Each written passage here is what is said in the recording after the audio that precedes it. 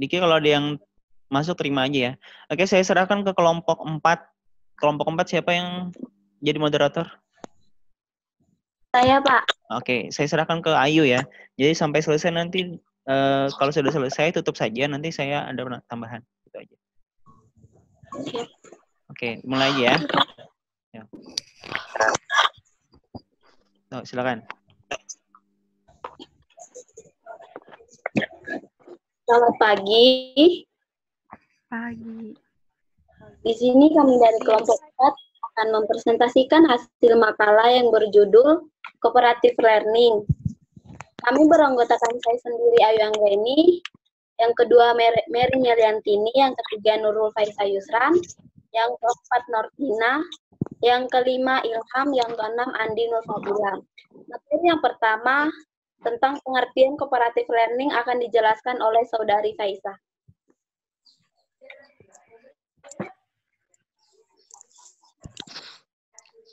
Sebenarnya di sini saya akan menjelaskan tentang apa itu cooperative learning.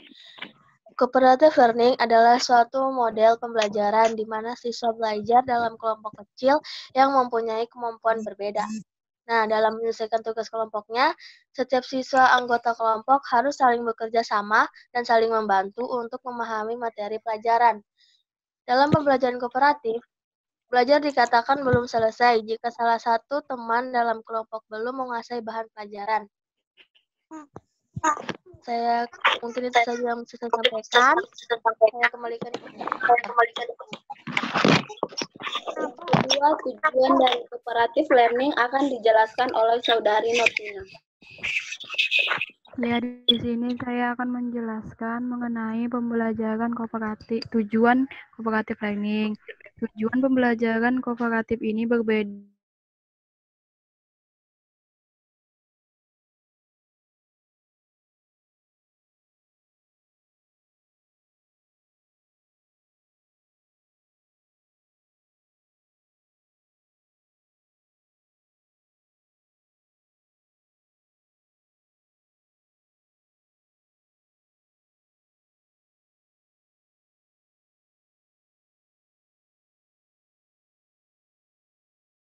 individu. Tujuan lain model pembelajaran kooperatif adalah penerimaan secara luas dari orang-orang yang berbeda berdasarkan rasnya. Yang ketiga yaitu pengembangan keterampilan sosial. Tujuan ketiga ini penting untuk pembelajaran kooperatif adalah mengajarkan kepada siswa mengenai keterampilan bekerja sama dan berkolaborasi. Selanjutnya saya kembalikan ke moderator. 5 unsur model pembelajaran kooperatif akan dijelaskan oleh Saudari. Halo, kedengaran nggak sih kedengaran nggak suaraku? Kedengaran. Baik, saya akan membacakan 5 unsur model pembelajaran cooperative learning. Yang pertama bisa kita lihat di slide. Adalah saling ketergantungan positif. Artinya untuk menciptakan kelompok kerja yang efektif, pengajar perlu menyusun tugas sedemikian rupa, sehingga anggota kelompok harus menyelesaikan tugasnya sendiri, agar yang lain bisa mencapai tujuan mereka. Dalam metode Jigsaw, Aronson menyarankan jumlah anggota kelompok dibatasi sampai dengan 4 orang saja, dan keempat orang ini ditugaskan membaca bagian yang berlainan. Keempat anggota ini lalu berkumpul dan bertukar informasi. Selanjutnya, pengajar akan mengevaluasi seluruh bagian. Dengan cara ini, mau tidak mau setiap anggota merasa bertanggung jawab untuk menyelesaikan tugasnya agar yang lain bisa berhasil. Penilaian juga dilakukan dengan cara yang unik. Setiap siswa mendapat nilainya sendiri dan nilai kelompok dibentuk dari sumbangan setiap anggota.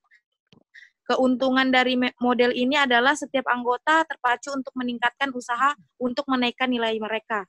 Yang kedua, tanggung jawab perseorangan. Unsur ini merupakan akibat langsung dari unsur pertama. Jika tugas dan pola penilaian dibuat menurut prosedur model pembelajaran cooperative learning, setiap siswa akan merasa bertanggung jawab untuk melakukan yang terbaik. Kunci keberhasilan metode kerja kelompok adalah persiapan guru dalam menyusun tugasnya. Yang ketiga, tatap muka. Setiap kelompok harus diberikan kesempatan untuk bertemu muka dan berdiskusi. Kegiatan interaksi ini akan memberikan pembelajaran untuk membentuk sinergi yang menguntungkan semua anggota. Hasil pemikiran beberapa kepala akan lebih kaya daripada hasil pemikiran dari satu kepala saja. Lebih jauh, hasil kerjasama ini lebih besar pada jumlah anggota masing-masing. Inti dari sinergi ini adalah menghargai perbedaan, memanfaatkan kelebihan, dan mengisi kekurangan masing-masing anggota kelompok dengan latar belakang, pengalaman, keluarga, dan sosial ekonomi yang berbeda satu dengan yang lainnya. Perbedaan ini akan menjadi modal utama dalam proses saling memperkaya antar anggota kelompok. Yang keempat, komunikasi antar anggota. Unsur ini juga menghendaki agar para pembelajar dibekali dengan berbagai keterampilan berkomunikasi. Sebelum menugaskan siswa dalam kelompok, pengajar perlu mengajarkan cara-cara berkomunikasi. Tidak setiap siswa mempunyai keahlian mendengarkan dan berbicara. Keberhasilan suatu kelompok juga bergantung pada kesediaan para anggotanya untuk saling mendengarkan dan kemampuan mereka untuk mengutarakan pendapat mereka. Ada kalanya pembelajar perlu diberitahu secara eksplisit mengenai cara-cara berkomunikasi secara efektif, seperti bagaimana cara menyanggah pendapat orang lain tanpa harus menyinggung perasaan orang tersebut. Yang kelima atau yang terakhir ini adalah evaluasi proses kelompok. Pengajar perlu menjadwalkan waktu khusus bagi kelompok untuk mengevaluasi proses kerja kelompok dan hasil kerja sama mereka agar selanjutnya bisa bekerja sama dengan lebih efektif. Waktu evaluasi ini tidak perlu diajarkan setiap kali ada kerja kelompok, melainkan bisa diadakan selang beberapa waktu setelah beberapa kali siswa terlibat dalam kegiatan pembelajaran cooperative learning. Selanjutnya saya kembalikan kepada moderator. Ya, macam-macam teknik cooperative learning akan dijelaskan oleh Saudara Ilham.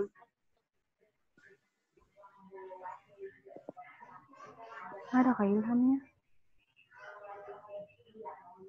Mungkin karena jaringan Saudara Ilham jadi belum masuk, macam-macam teknik cooperative learning akan dijelaskan oleh Saudari Faisal.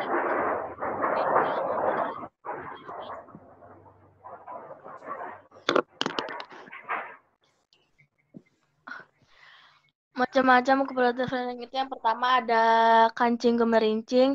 Teknik ini dikembangkan oleh Spencer Kagan pada tahun 1992. Teknik ini bisa digunakan dalam semua mata pelajaran dan untuk semua tingkatan usia anak didik. Dalam kegiatan kancing gemerincing, masing-masing anggota kelompok mendapatkan kesempatan untuk memberikan kontribusi mereka dan mendengarkan pandangan dan pemikiran anggota yang lain. Yang kedua itu adalah lingkaran kecil atau lingkaran besar. Dikembangkan oleh Spencer Kagan untuk memberikan kesempatan pada siswa agar saling berbagi informasi pada saat yang bersamaan. Pendekatan ini bisa digunakan dalam beberapa mata pelajaran seperti ilmu pengetahuan sosial, agama, matematika, dan bahasa. Bahan pelajaran yang paling cocok digunakan dengan teknik ini adalah bahan yang membutuhkan pertukaran pikiran dan informasi antar siswa. Yang ketiga ada jigsaw. Teknik mengajar jigsaw dikembangkan oleh Aronson sebagai metode cooperative learning. Teknik ini bisa digunakan dalam pelajaran membaca, pengajaran membaca, menulis, mendengarkan, ataupun berbicara. Teknik ini menggabungkan kegiatan membaca, menulis, mendengarkan, dan berbicara. Pendekatan ini bisa pada digunakan dalam beberapa mata pelajaran seperti ilmu pengetahuan alam, ilmu pengetahuan sosial, matematika, agama, dan bahasa. Yang terakhir ada STATE, dikembangkan oleh Robert Slavin dan teman-teman di Universitas Johns Hopkins. Merupakan pendekatan cooperative learning yang paling sederhana. STATE mengacu pada belajar kelompok, menyajikan informasi akademik baru pada siswa setiap minggu dengan menggunakan presentasi verbal dan teks. Saya kembalikan ke moderator. Cara kancing gemerincing akan dijelaskan oleh Saudari Nortina.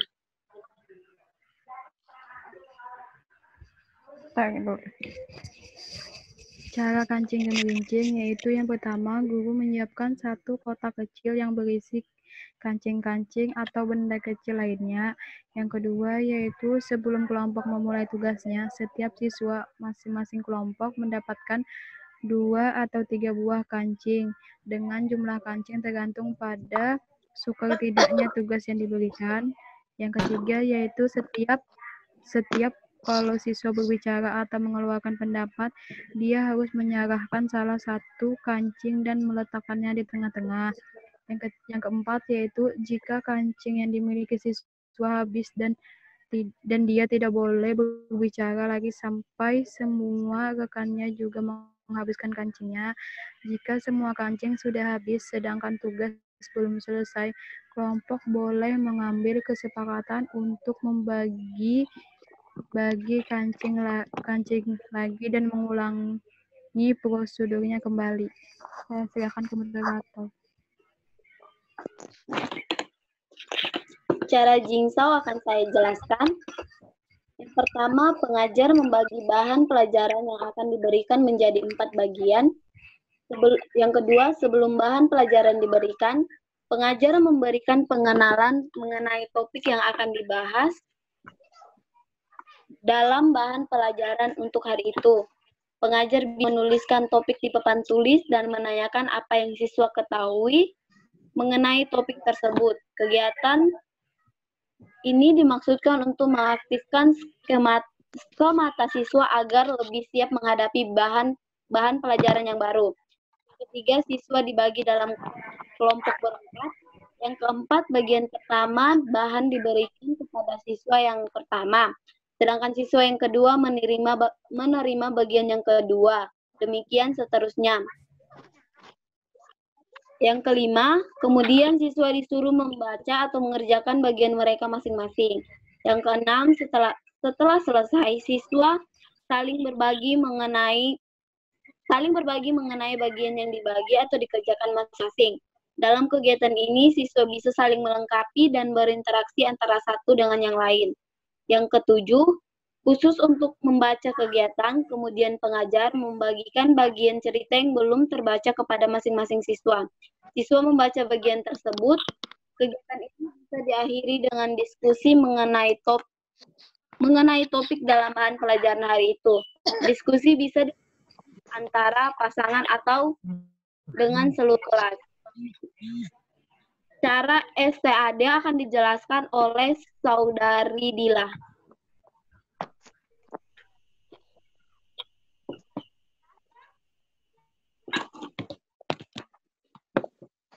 Bentar ya teman-teman, soalnya ada kesalahan teknisnya. Saya tadi terkeluar.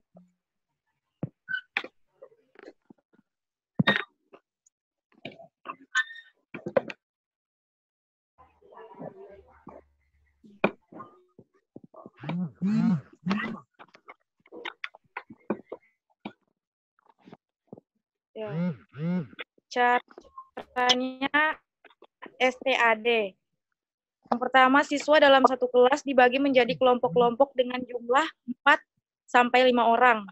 Kedua, setiap kelompok harus heterogen, yaitu laki-laki dan perempuan bermacam suku dan kemampuan tinggi, sedang, dan rendah. Yang ketiga, anggota tim menggunakan lembar kegiatan untuk menuntaskan pelajarannya. Yang keempat, kemudian saling membantu satu sama lain untuk memahami pelajaran melalui tutorial, kuis, dan melakukan diskusi. Yang kelima, setiap minggu atau 2 minggu siswa diberi kuis. Kuis diskor dan tiap individu diberi skor perkembangan. Skor perkembangan tidak berdasarkan skor mutlak siswa, tetapi berdasarkan pada beberapa jauh skor itu melampaui rata-rata skor siswa yang lalu. Yang keenam, setiap minggu lembar penilaian diumumkan dengan skor tertinggi. Yang terakhir, kadang-kadang seluruh tim yang mencapai kriteria tertentu dicantumkan dalam lembar tersebut. Saya kembalikan kepada moderator. Kelebihan dan kekurangan dari pembelajaran cooperative learning. Kelebihan, yang pertama dapat meningkatkan kualitas kepribadian anak-anak dalam hal kerjasama, saling menghargai pendapat orang lain, toleransi, berpikir kritis, disiplin, dan sebagainya. Yang kedua, semangat persaingan yang positif dan konstruktif, karena dalam kelompoknya masing-masing anak akan lebih giat dan sungguh-sungguh bekerja. Yang ketiga, menanamkan rasa persatuan dan solidaritas yang tinggi, sebab anak yang pandai dalam kelompoknya akan membantu temannya yang memiliki kemampuan kurang tinggi dari dia demi nama baiknya. Kekurangannya adalah metode ini memerlukan persaingan-persaingan yang agak rumit bila dibandingkan dengan metode-metode lain. Bila mana terjadi persaingan yang negatif, baik antar individu dalam kelompok maupun antar kelompok dalam kelas atau kelompok besar, maka hasilnya akan lebih buruk. Yang ketiga, bila terdapat anak yang pemalas atau anak yang ingin berkuasa dalam kelompok besar, kemungkinan akan mempengaruhi kelompoknya, sehingga usaha tidak dapat sebagaimana mestinya. Mungkin itu saja presentasi dari kami. Apakah ada yang ingin ditanyakan?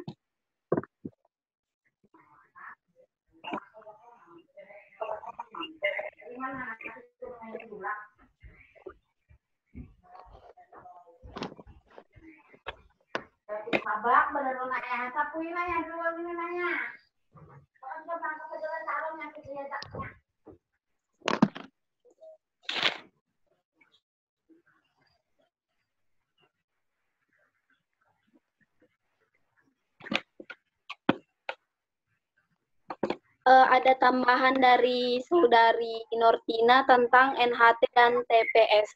Dipersilakan.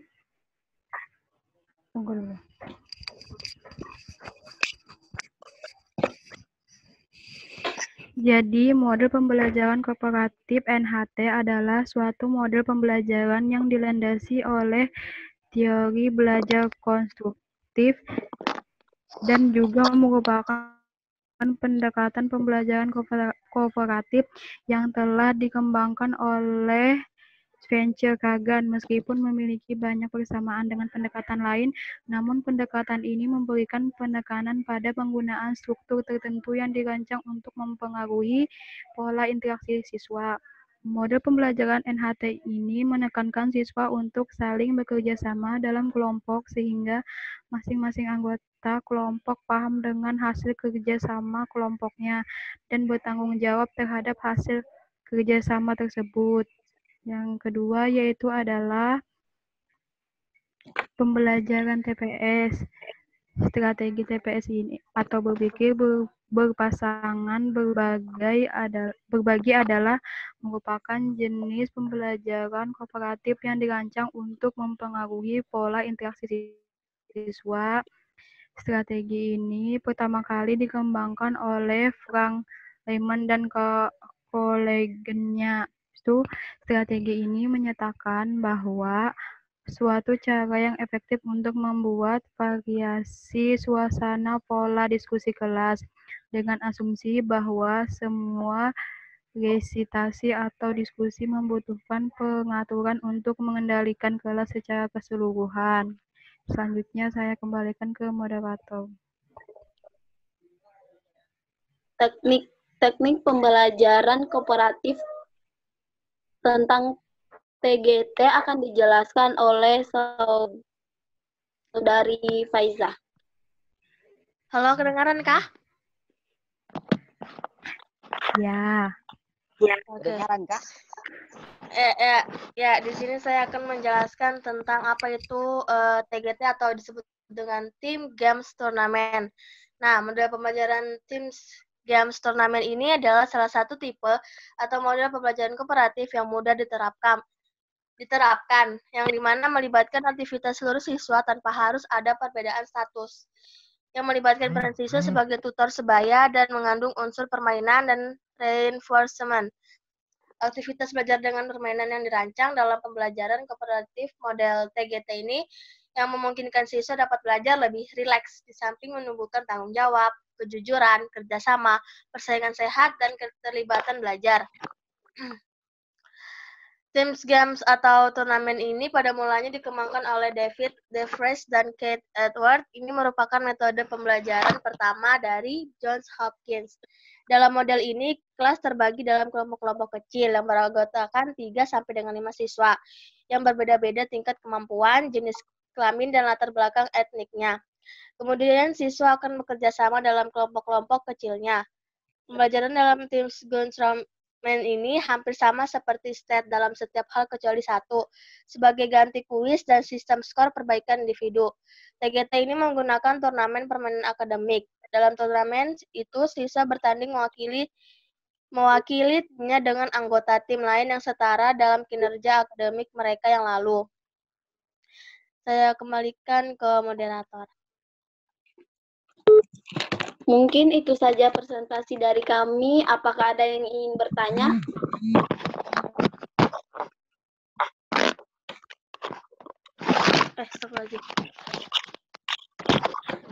Silakan kepada teman-teman yang ingin ditanyakan. Iya gini ya, saya ambil alih bentar. Kan waktu Zoom-nya sisa 10 menit nih. Ini kan pada kelompok 4 ada yang waktunya pertanyaan. Nah, nanti itu pertanyaannya digabung ke sama kelompok selanjutnya aja. Soalnya waktu meeting Zoom-nya sudah mau habis ya. Bisa 5 menit. Itu aja sih. Bagaimana? Jadi lanjut ke kelompok 5. Halo. Sebentar. Ini ada yang ditanyakan nggak dulu?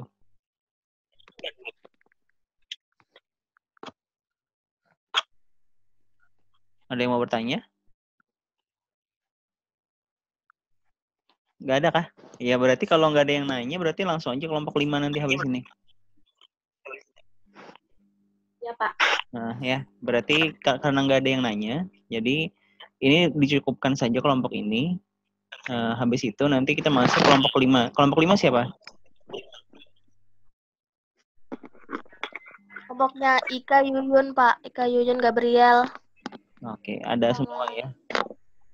Iya, Pak. Oke, kalau begitu kita akhiri dulu yang untuk kelompok 4. Nanti gabung lagi kelompok 5 dalam 2 menit. Ya, oke. Ya. Saya klaim host-nya mana nih? Host.